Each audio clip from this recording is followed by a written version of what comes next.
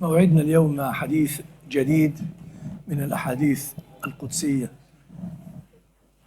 التي تتكلم بالحكمة وعن رب العزة سبحانه وتعالى، ونتعلم منها القيم والمبادئ والتصرفات، ولكنها كما قلنا ليست تشريعا، ولا يتعبد بقراءتها ولا بتلاوتها، ولا يؤخذ منها أحكام شرعية افعل أو لا تفعل كما ذكرنا من قبل.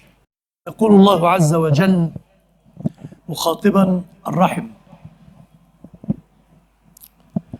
خلقتك بيدي. ربنا بيكلم الرحم: خلقتك بيدي وشققت لك اسما من اسمي وقربت مكانك مني وعزتي وجلالي لأصلن من وصلك ولأقطعن من قطعك ولا أرضى حتى ترضين.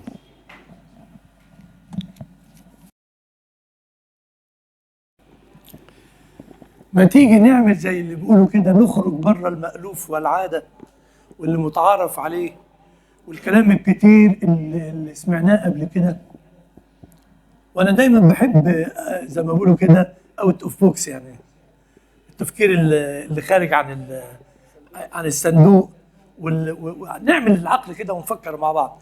طالما انه يحتمل واللغه تحتمل والقران والسنه تحتمل والشرع يحتمل، يبقى مباح. امتى غير مباح؟ لما يتعارض مع القران ومع السنه، او يتعارض مع احدهما ويكون متناهي او متنافي مع العقل.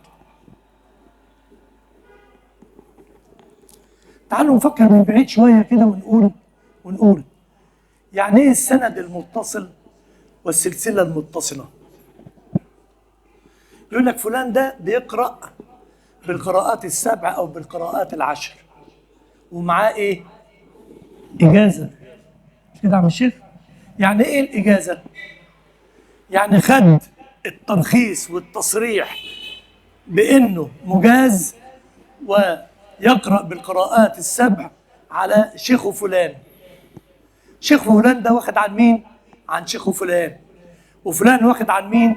عن فلان، إلى حضرة النبي صلى الله عليه وسلم، إلى جبريل عليه السلام، المستمع والناقل عن رب العزة سبحانه وتعالى. كلام لسه من بعيد، معلش نصبر مع بعض شوية، بس اللي سرحان يركز معايا. السلسلة المتصلة معناها إيه؟ معناها إيه؟ إنه عن رسول الله صلى الله عليه وسلم. عن في نقل الأحاديث. يقول لك الحديث ده حديث إيه؟ متواتر. يعني إيه متواتر؟ عن فلان عن فلان عن فلان، وكلهم صحاح. وطبعا في حاجة اسمها في علم الحديث علم لا، غير رجال الحديث، الجرح والتعديل. غير رجال الحديث، رجال الحديث اللي هم الرواه، والجرح والتعديل ده معناها الألفاظ. هل سيدنا النبي ممكن يقول اللفظ ده ولا مش ممكن؟ في مبادئ كده محطوطة، جدول محطوط عشان تعرف الحديث الصحيح من الحديث الضعيف، من الحديث الحسن، من الموضوع، من الذي تقول على رسول الله، وهكذا. ده طيب، ده ايه علاقته برضه؟ نقول صبرا. في سورة الكهف ربنا بيقول ايه؟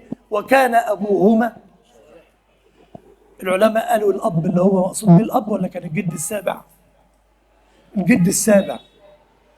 ربنا حفظ الكنز للغلامين ببركة الرجل الصالح اللي هو الجد السابع للغلامين. خلينا نربط بقى ايه كده، نحط الطوبة دي جنب الطوبة دي والمعنى ده جنب المعنى ده. طيب ايه علاقة ده بده؟ تعالوا نقول بقى. الرحم معجزة من معجزات الله الباقية إلى قيام الساعة، الدل على قدرة الله التي يدفع من خلالها هذه الوجوه الطيبة. صح ولا غلط؟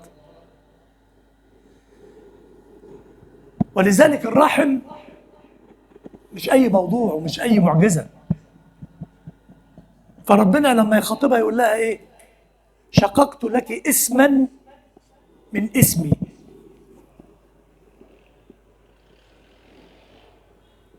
فلما يجي الرحم منها الأخ والأخت وابن الخال وابن الخالة وابن العم، ما هو الأب والعم من رحم واحدة، صح؟ جدتك من رحم واحدة. فلما تيجي تقول بقى تقول إيه؟ تقول إيه؟ أنت وأخوك لمين؟ للأب والأم. طب وأبوك وأمك؟ هو وأخواته وهي وأخواتها للأم والأب بتوعهم، ده هنا وده هنا، وهكذا تفضل السلسلة فين؟ لغاية آدم. تفضل السلسلة لغاية آدم. تعالوا بقى للنقطة الأخطر عشان لما نربط الكلام ده بقى مع بعضه. وكذلك جعلناكم أمة وسطا لتكونوا شهداء على أمتكم، على إخواتكم، على أبوك وأمك، على الناس. ربنا بيخاطب مين؟ وكذلك جعلناكم أمة وسطا. ربنا بيخاطب مين؟ أمة سيدنا محمد. أمة سيدنا، يعني هنا الخطاب خاص ولا عام؟ خاص بأمة سيدنا رسول الله. وكذلك جعلناكم أمة وسطا لتكونوا شهداء. المنطق والعقل يقول إيه؟ شهداء على أنفسكم، على جيرانكم، على البيئة اللي انتوا فيها، على عصركم وعلى زمانكم. إنما شهداء على الناس، والناس يعني من آدم إلى قيام الساعة. طب إزاي هتشهدوا عليهم بإيه؟ وإزاي؟ ومنين؟